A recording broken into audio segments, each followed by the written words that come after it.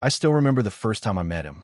It was one of those cliché, almost laughable, how we met stories that make you roll your eyes when you tell friends. But back then, it felt magical.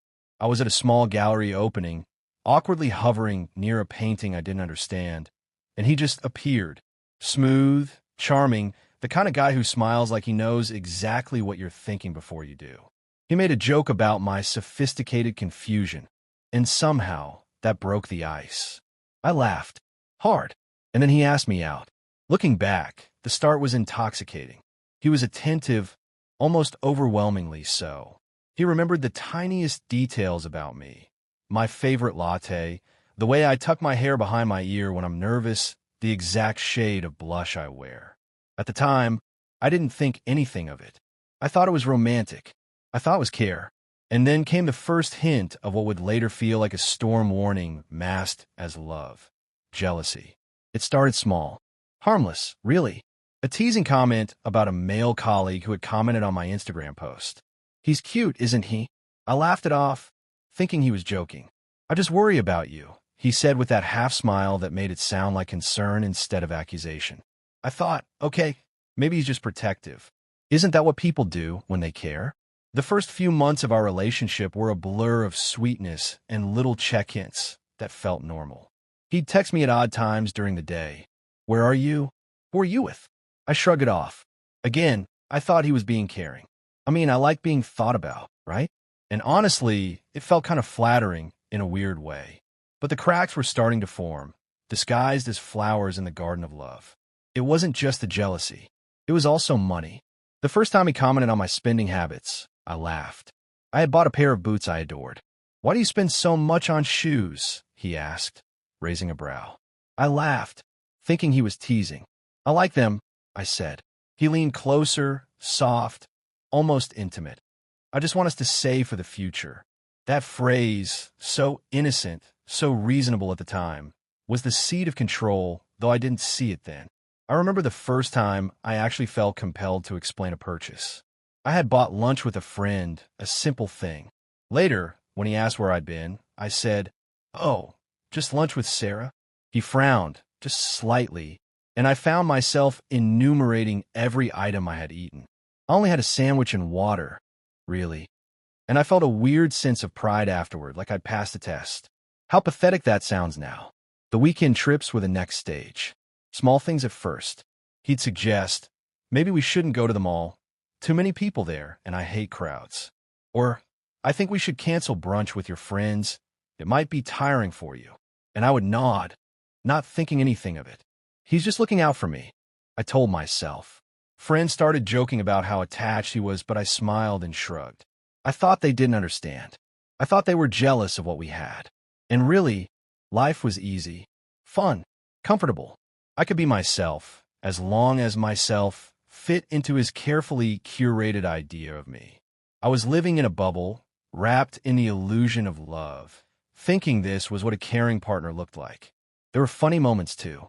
One night, he insisted on helping me pick an outfit for a dinner with my parents. He turned my bedroom into a full-blown runway, critiquing everything with exaggerated theatrics.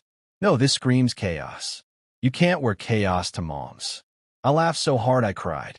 At that moment, he seemed less controlling and more ridiculous. I was in love, and ridiculous felt charming. But the first true marker, the first red flag hidden in plain sight, came quietly, almost innocently, and it involved money again. I was paying for our movie tickets, our first proper date since he moved in, and he reached over, grabbing my hand mid-swipe. "Let me handle it," he said, and I felt a strange flutter of discomfort. Why did it matter so much who paid? "I insist," he said, and I wanted to keep the peace, nodded. It was small, right? Ridiculously small. But it was the first time I realized that something about him wanted to control not just my heart, but the practical, day-to-day pieces of my life. I brushed it off. I didn't want to think about it. The moment I should have questioned it, I was too caught up in the thrill of being wanted. And that's where it all began. Because the next morning, over breakfast, he casually mentioned, "We should probably track our spending together, just so we're on the same page." I laughed nervously. "We can do that," I said. "Just to be safe." Safe. That word. Oh, I clung to it like a lifeboat. Safe, secure, loved. I couldn't see the beginnings of the cage being built around me. By the end of that week, I found myself sending him receipts from a lunch I had with a coworker. I didn't even think about it. It was part of the routine now, and he would smile at the text like it was a game we were playing. "Thanks for keeping me in the loop," he'd type. My stomach would twist, a mix of pride and discomfort, but mostly I felt good. He noticed me. He cared, right? And that's when I laugh now bitterly. That's when the naivety was at its peak, when I thought sending a simple photo of a receipt was an act of love. When little jeers disguised as jokes seemed charming. When controlling comments wrapped in care made me feel safe instead of trapped. The gaping, dangerous truth had begun to emerge. Subtle, almost invisible, like a shadow stretching across a sunny room. I just didn't see it yet.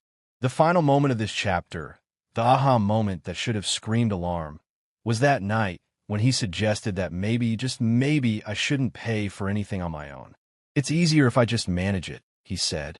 He smiled warmly, as if it was a gift. And I nodded, because after all, wasn't that what love looked like? Little did I know, love was never what it looked like. That IT didn't happen overnight, of course. Control, like a slow-acting poison, crept into our life in ways that seemed almost harmless at first. But then it hit, like a slap you can't anticipate until it's already stinging your cheek. It started with money, of course. One afternoon, I got my paycheck, and I remember the strange pit in my stomach when I realized I was going to have to report how I spent the last one. It began with small, almost innocent questions. Did you pay the electric bill? How much was groceries? Did you buy coffee yesterday? A latte? I laughed nervously at first, thinking he was joking. But there was that smile again, the one that made it clear he wasn't. I found myself keeping spreadsheets. Receipts lined up like tiny soldiers on the kitchen counter. I would text him photos of every transaction. Gas $35, lunch $12.50, groceries $54.20. And he'd reply with comments that sounded helpful on the surface. But beneath the veneer, they were judgments. "You spent too much on coffee. This is getting out of hand. We need to stick to the budget." I nodded, smiled, and dutifully adjusted my life according to his rules. Then came the calls. Every single call had to be logged. "Who were you talking to?" he would ask casually, sipping his coffee like it was the most normal thing in the world. I started feeling like a student in a very weird, very controlling class where the syllabus was invisible, but the punishments were very real. And the shame started creeping in, shame I didn't even understand fully at the time. The first time I felt truly humiliated was at a dinner with his friends. We were having drinks, laughing, and someone mentioned an upcoming trip they were planning. I mentioned wanting to go somewhere similar with friends, and his reaction was so sudden, so sharp that I froze. "You can't just spend money like that," he snapped, loud enough that everyone at the table turned. "We have a budget. You need to think before you act." My face flushed crimson. I tried to laugh it off, to make it seem like a joke. But the sting lingered, and everyone could see it. My cheeks burned the whole night. And it wasn't just money. Every small decision, every minor choice became a potential battlefield. I remember one afternoon, I wanted to buy a book at a small local bookstore. Innocent, right? But he insisted we go together. When I reached for the book on my own, he grabbed my wrist lightly, smiled, and said, "We should decide together. I just want you to be smart about these things." I laughed, nervous. But later, lying in bed, I realized I was replaying that tiny moment over and over, feeling a strange mix of anger and shame for even wanting the book in the first place. The calls, the texts, the spreadsheets, the constant commentary. They were like a storm cloud that never left. And the anger, I felt it simmering beneath the surface, tightly controlled because I didn't dare show it. Not yet. Not when any expression of disagreement was met with that concerned smile, the one that made me doubt my own perception. "I'm just trying to help," he would say. "I just want us to be responsible." But the humiliation wasn't just in public or in money. It seeped into daily life, into tiny things I didn't even realize were significant until I was drowning in them. If I left dishes in the sink, he'd sigh audibly. If I missed a text or didn't reply immediately, he'd comment, "I was worried. Did something happen?" Sometimes I would catch the edge in his voice and freeze mid-action, wondering what tiny mistake I had already made. I began walking on eggshells. Always. Everywhere. The worst was when he started comparing me to his friends' wives, or, worse, to women he knew. She wouldn't have left the milk out like that, he said casually one morning. She'd be more careful with her spending. I laughed awkwardly because what else could I do? Inside, though, something was breaking, a small, quiet piece of myself that I hadn't realized I would miss until it was gone. Then came the first real explosion. One evening, I had invited my best friend over for coffee. Innocent, right? But he wanted to know every detail. Who was she? What did she say? How long were you there? I explained everything. Calmly. Rationally. But it wasn't enough. Why didn't you tell me you were inviting her? He snapped. You shouldn't make decisions like this on your own. He threw the coffee mug down, shattering it on the counter. And there it was, the first unmasked glimpse of his anger, raw and terrifying. My chest tightened, and I felt that familiar surge of shame, this time mixed with fear. And yet I stayed. I apologized because that's what I was trained to do now. I was learning the unspoken rules. Survive, appease, don't anger him. My friends noticed, of course. I became the girl who always seemed a little off when he was around. I laughed at jokes I didn't find funny, nodded at things I didn't agree with. I became a performer in a life I hadn't auditioned for. At home, the control was relentless. He would scrutinize bills, receipts, even casual purchases I made for myself. He asked me to explain every detail of my day. I remember one time, I had gone grocery shopping and bought a few extra snacks. He asked me to recount my entire route through the store, including what aisle I picked the chips from and why. I tried to laugh it off. It was instinct. I just walked there. He frowned. No, I want details. I remember feeling a mix of absurdity and dread. Here I was, a grown adult, recounting my own life as if it were a criminal investigation. Humor became a survival tactic. I would joke about it sometimes, forcing a laugh to hide my growing frustration. But inside, the anger was boiling. I started noticing the little tricks, the manipulations hidden as concern. The sighs, the raised eyebrows, the casual digs. And every time I tried to push back, to assert something as my own, I felt the invisible leash tighten. The worst part? I couldn't even tell myself I was being abused. How could I? He smiled at me, held my hand, called me beautiful.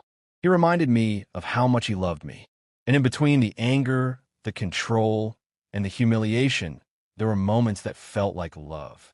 Those moments were dangerous because they kept me tethered, kept me hoping that the man I fell in love with was still there somewhere. But every small act of independence, every choice I made without his consent, was met with scorn or subtle punishment. I remember the day I tried to assert myself, just slightly, by saying, I want to go to a movie with friends tonight. He froze, and then his voice dropped, low and sharp. You know that's not a good idea. Why would you even want that? I wanted to scream. I wanted to tell him to leave me alone. But I didn't. I smiled instead, nodded, and canceled the plan. By then, I had become an expert at hiding my anger. I could mask it perfectly with a smile, with a laugh, with casual acquiescence. But inside, the storm raged. Every unacknowledged resentment, every indignity endured, every tiny humiliation I swallowed, it piled up, unrelenting. And yet, I clung to him, to the remnants of love I remembered, like a drowning person clutching driftwood. That's the cruel part about control. It doesn't announce itself with alarms or warning lights. It creeps in as concern, as love, as protection. And by the time you notice, it's everywhere. It's in your wallet, in your phone, in your schedule, in your laughter, in your very breath. I had become a ghost of myself, performing a life dictated by someone else, walking the tightrope between fear and anger, humiliation and survival. And every day, the anger simmered under the surface, waiting for the moment I could act, waiting for the moment I could reclaim even a fraction of myself. But that moment wasn't here yet.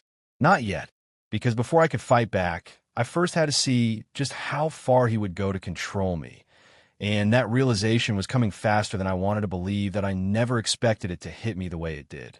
You hear stories, You read about people losing themselves in relationships, but nothing really prepares you for the moment when it finally clicks. You're no longer living your life. Someone else is. It was a Wednesday evening, nothing special. I was sitting at the kitchen table, mindlessly scrolling through my phone, trying to catch a breath in a day that had already demanded more mental gymnastics than I could count. He came in, all smiles, like everything was normal. And then, he dropped the bomb.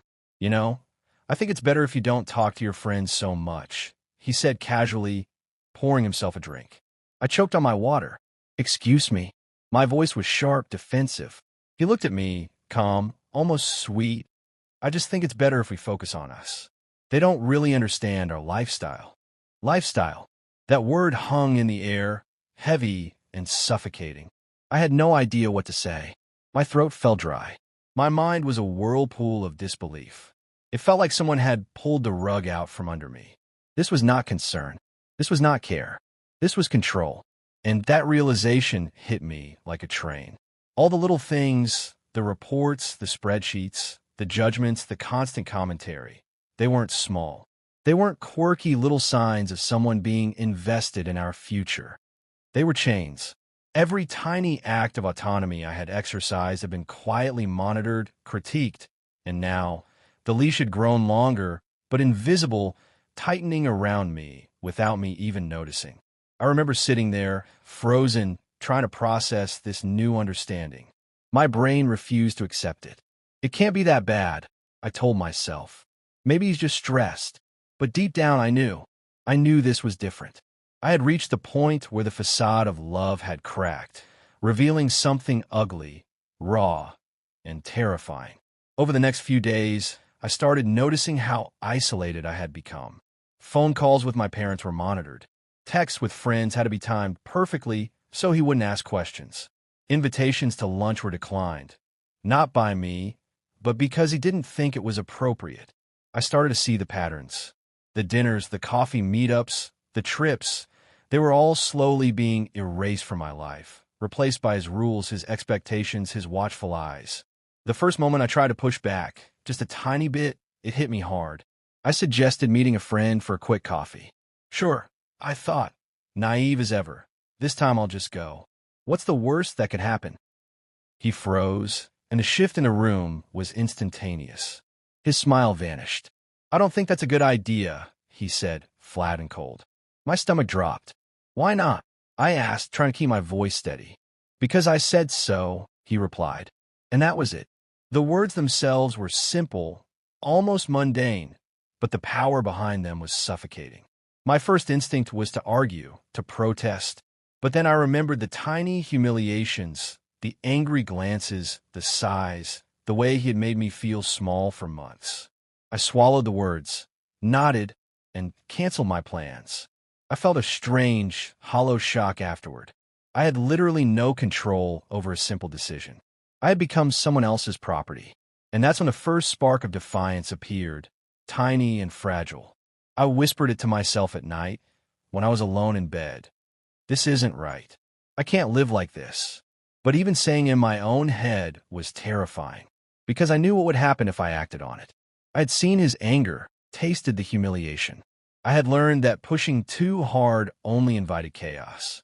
Isolation grew like a shadow. I barely saw my friends, and when I did, I was hyper-aware of what I said, how I laughed, whether I mentioned anything about money or plans or even my thoughts. My life was measured, scrutinized, filtered, and I had no idea how much of myself I had left. But the biggest shock wasn't just the isolation. It was realizing how much I had allowed this, how many little compromises I had made, thinking I was being thoughtful, considerate, loving. I had been erasing myself, brick by brick, under the guise of harmony, under the guise of care. And suddenly, it wasn't funny anymore. The spreadsheets, the reports, the constant monitoring, they were no longer quirks of a loving partner. They were chains. The first time I attempted to really say no was terrifying. I remember it vividly. He had planned a dinner with some friends, and I was exhausted. I wanted to stay home, watch a movie, breathe for 10 minutes without being interrogated about my day. I said, softly, I don't feel like going tonight. His face changed instantly. I hadn't seen that before. The way his expression could shift from mild concern to something sharp and predatory in a split second. "What do you mean you don't feel like it?" he hissed. "We have plans. You're not going to ruin our evening." I felt my heart pound in my chest. My first real, open defiance. My first small act of saying I get to choose. And his reaction, it wasn't a calm negotiation. It wasn't disappointment. It was anger, sudden and scorching. I froze, paralyzed, a mixture of fear and adrenaline flooding me. That night, lying in bed, I couldn't sleep. I replayed the events, dissecting every word, every tone, every gesture.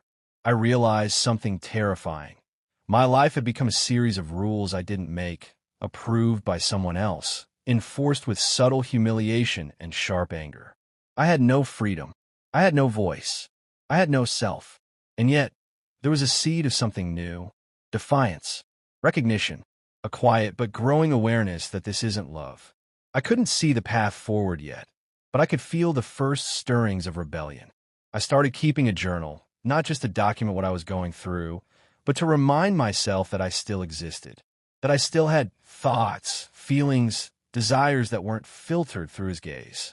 Every entry, every scribbled note felt like a small lifeboat in a storm. One night I wrote, "I can't keep living like this. I have to figure out a way to exist outside his control. I need air, space, sanity. I can't wait for it to get worse." And worse was coming. I could feel in the way he scrutinized me, in the sharpness of his jokes, in the tiny digs that now stung like acid instead of tickling like humor. I knew the next stage wouldn't just be spreadsheets or isolation. The control was escalating. I could see it like a dark wave on the horizon. That when I made my first real, conscious choice, I wouldn't give him complete control. Not anymore. I didn't know how to fight yet, not openly. But I made a mental promise to myself that I would start paying attention, start reclaiming pieces of my life, even if it was terrifying. Because this wasn't care. This wasn't love. This was possession. And possession, I realized, only ends one way, unless someone decides to take back their life. That night, I finally understood the truth.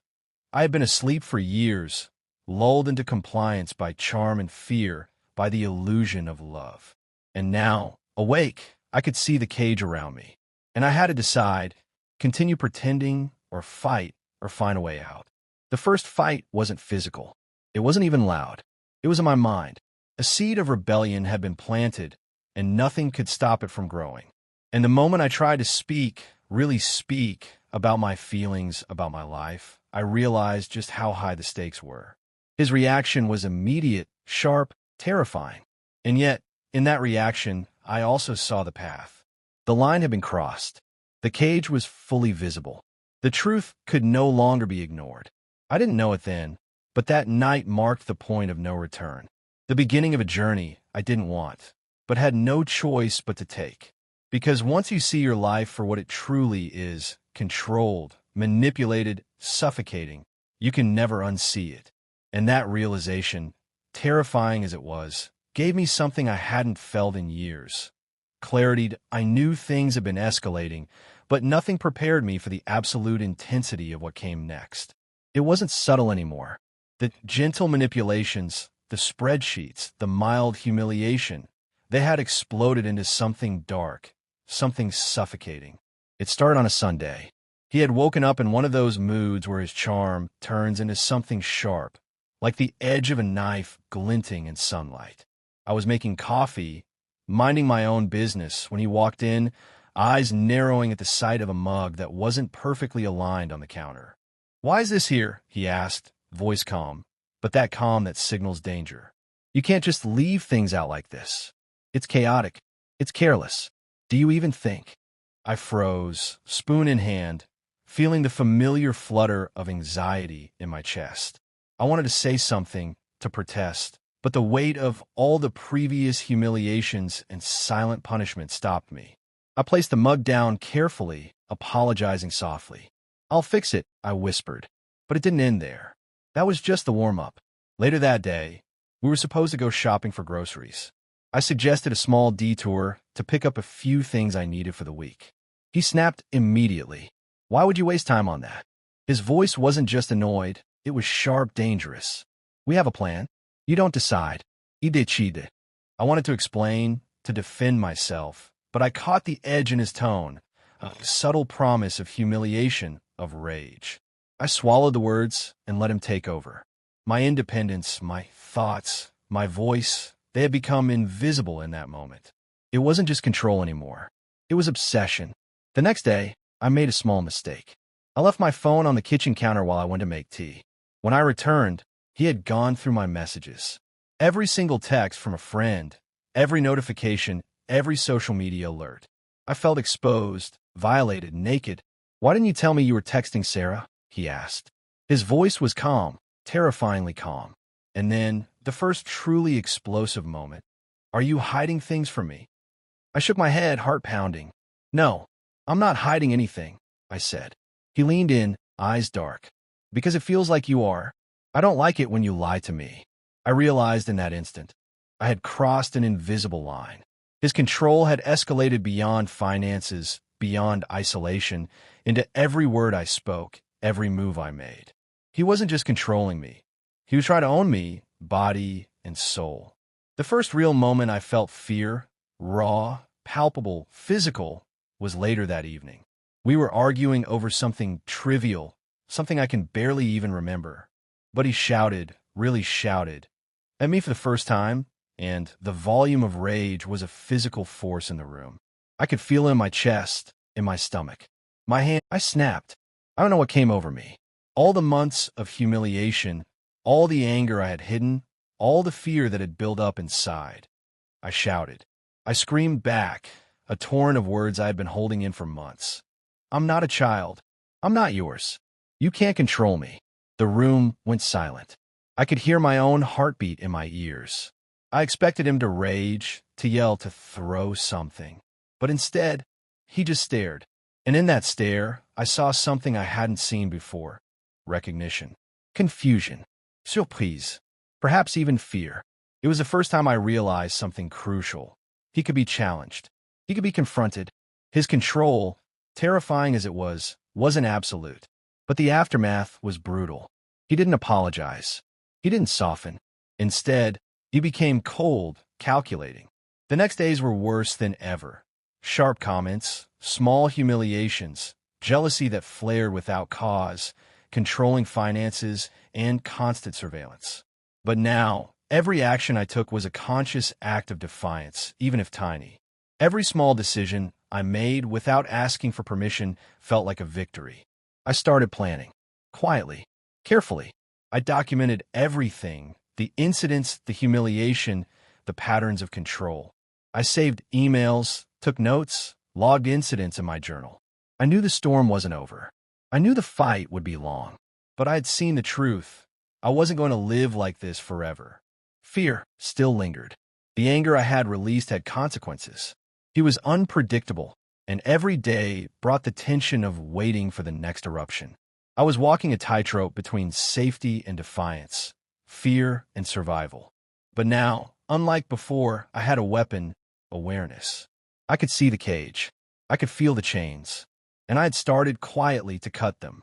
By the end of that week, the control was still there, absolute on the surface. But underneath, something was shifting. I had begun to reclaim pieces of myself. Even tiny moments of choice, small acts of defiance, became revolutions in my mind. I realized that the final breakdown of control wasn't going to be dramatic. It was going to be strategic, deliberate, and entirely mine. And in that realization, I found the tiniest, most precious spark of power I had felt in years. I was awake. I was aware. And I was beginning to fight that I never thought I would see the end of it. Not because I didn't want to. It was because I was terrified. Terrified of his anger, terrified of the humiliation, terrified of what it would mean to leave. But after months, maybe years, of living under his control, I reached a point where fear alone was not enough to keep me in line.